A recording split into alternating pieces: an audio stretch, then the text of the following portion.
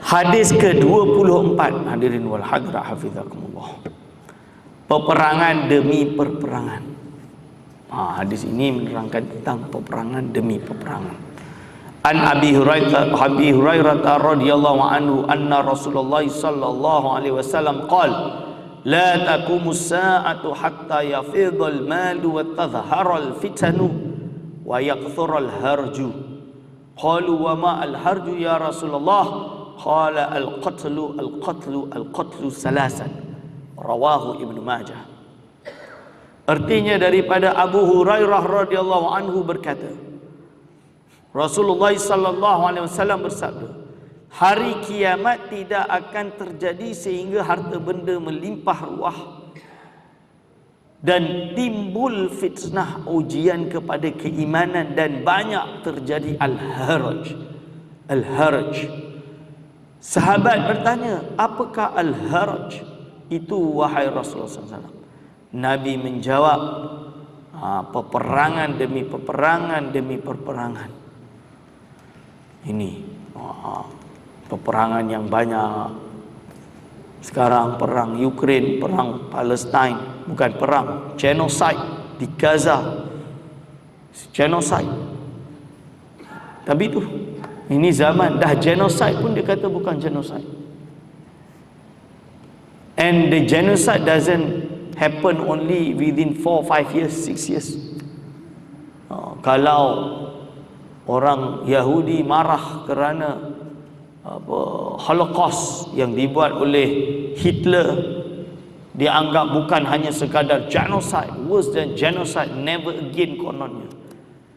Tapi apa yang mereka buat terhadap umat Islam ataupun penduduk Palestin sejak tahun 1947 tak habis-habis sampai sekarang, tak ada pula nak genocide. And they do it again, not never again, do it again and again. Ini pun satu dunia pun, okay, banyak yang sedar, banyak yang marah, yet kuasa-kuasa besar masih buta, buta mata, buta hati, pekak telinga, tidak mahu untuk membetulkan keadaan. Is clearly genocide. Is clearly genocide by facts. Hitam putih. Nah, ini masalah kita pada hari ini. Tanda-tanda kiamat. Nak buat macam mana? Keadaan dunia hari ini membuktikan kebenaran sabda junjungan kita Nabi Muhammad sallallahu alaihi wasallam ini. Harta benda melimpah ruah. Harta benda melimpah ruah. Banyak alat-alat moden yang dihasilkan oleh teknologi barat dan timur sehingga bertambah banyak peralatan dan keperluan hidup. Banyak. Dah mula ada handphonenya, keretanya, kapal terbangnya, nak pergi haji, umrah punyalah senang dan lain-lain. Maka oleh kerana itu ramai orang berlumba-lumba, bekejar-kejar meraih keuntungan dalam memproduksi dan memperdagangkan alat-alat tersebut. Dan oleh kerana masing-masing tamak dan rakus, maka terjadilah rebutan pasaran yang mengakibatkan berlakunya peperangan demi peperangan. Isu ekonomi pun boleh menyebabkan peperangan, betul-betul perang. Isu kuasa, pengaruh China dengan Taiwan, Amerika, pengaruh dan lain-lain. Peperangan demi peperangan, tak berhenti-henti. Dari hari ke hari. Perang dunia pertama, perang dunia kedua, lepas tu perang dingin, Cold War, perang Korea, perang Vietnam. Kan? Habis perang Vietnam, lepas tu perang Teluk, Gulf War. Habis Gulf War, perang apa lagi, perang ini terorisme kononnya, Afghanistan, Iraq, Sekarang dah masuk Ukraine, dah masuk. Yang Palestin tak pernah berhentilah perang dah. Ini dari hari ke hari peperangan berkobar dengan tidak henti-hentinya. Padam di suatu tempat, menyala pula di tempat lain. Satu sama lain saling cakap mencakap.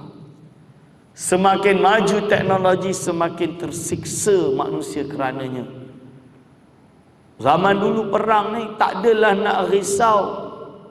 Tiba-tiba tentera ke, awam ke, perempuan ke, ibu ke, anak ke, bayi ke akan mati seketika. Sekarang nuklear tak, habis semua. Hadirin wal hadirat bizakumullah. Mass destruction. Ni dalam kitab fiqh tu ada perbahasan tentang senjata mass destruction. Islam sangat-sangat waspada dalam bab ini sejak zaman dahulu. Dianggap ini jenis peperangan yang tidak diterima dalam Islam, kerana tujuan peperangan itu bukan al-qatlu, tapi untuk mengeluarkan dari belenggu tadi. Hadirin wal hadirat hafizakumullah. Kerana asas Islam adalah hifzun nafsi.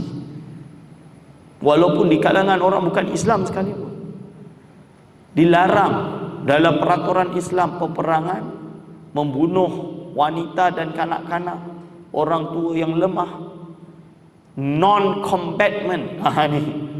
Non-combatant ni tak boleh untuk dibunuh. Ini ditetapkan dalam Islam. Tapi mass destruction, weapon, sekarang ni dia dah tak pandang bulu dah. Ini bahaya dalam Islam, menolak perkara ini, dilarang. Lalu dia kata di sini, padahal teknologi dan kemajuan tidaklah bertentangan dengan Islam, asalkan teknologi dan kemajuan itu patuh kepada etika kemanusiaan yang didukung oleh Islam itu sendiri. Sebab itu dalam Islam kita ada peraturan dia, kita ada barometer dia, kita kena ada mi'yar dia, adab dia, SOP dia.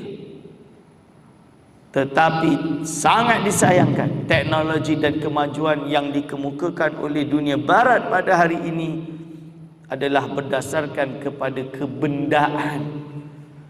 Yang ada di dunia barat ini semua adalah bersifat material, kebendaan, dan berlandaskan kepada kepentingan pribadi dan mengikuti hawa nafsu yang rakus. Sehingga teknologi dan kemajuan itu telah digunakan untuk menghancurkan nilai-nilai kemanusiaan itu sendiri. Hadirin wal hadirat hafizakumullah. Kelihatannya begitulah keadaan yang berlaku dari umur dunia ini sehingga sampai ke titik akhir, iaitu kiamat. Hadirin wal hadirat hafizakumullah.